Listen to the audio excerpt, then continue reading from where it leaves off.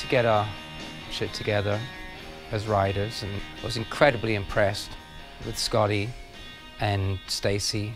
The stuff that they brought in was just really high quality stuff. We didn't use all of it. We didn't use all of mine either. But it was a really intense month. Okay, so what's the bridge? Don't give a damn about music. You don't want to have a good time. Your tongue's as sharp as razor blades. It's cut me too many times. When we got the album and the go-ahead from Brian, and we signed everything, and then we found we just had like a couple months to get it done. Then we go to the solo. Oh, yes. Yes, yes. So yeah, we changed that completely. Right. So you're gonna that here's was a solo. cool. That was cool. Yeah. So he's away from that same part, and he's still soloing, or we're going into another verse?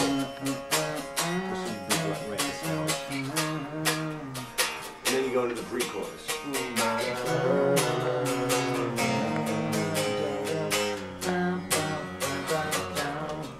So we're adding another verse, a bridge and a verse.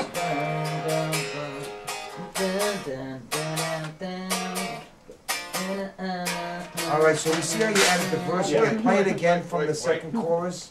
It's like fishing. I felt like I was fishing, Jack, when we were like sitting there where we had to come up with the songs. We would have to meet every like day or two in the studio, in the rehearsal room. What you got?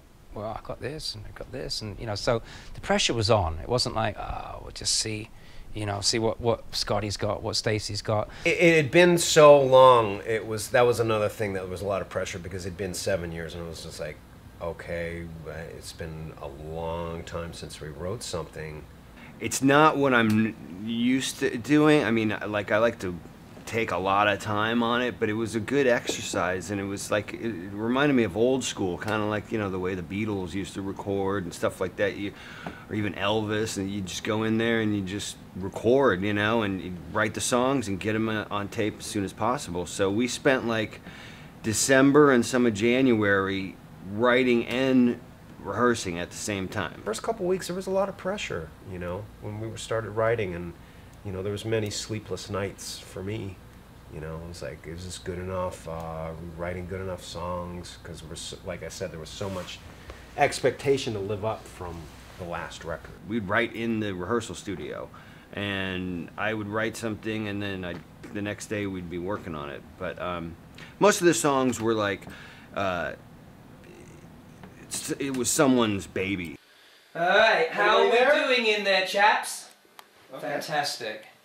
Everything we wrote was brand spanking new. Everybody went to work and writing songs and bringing songs in, so we didn't really, you know, sit around in a room. It's like, I got this riff, and do you have a riff? And we didn't really do that. We just kind of really dived into the deep end. God, it was a lot of fun, but it was over. I mean, from starting to write to actually finishing mixing was 13 weeks.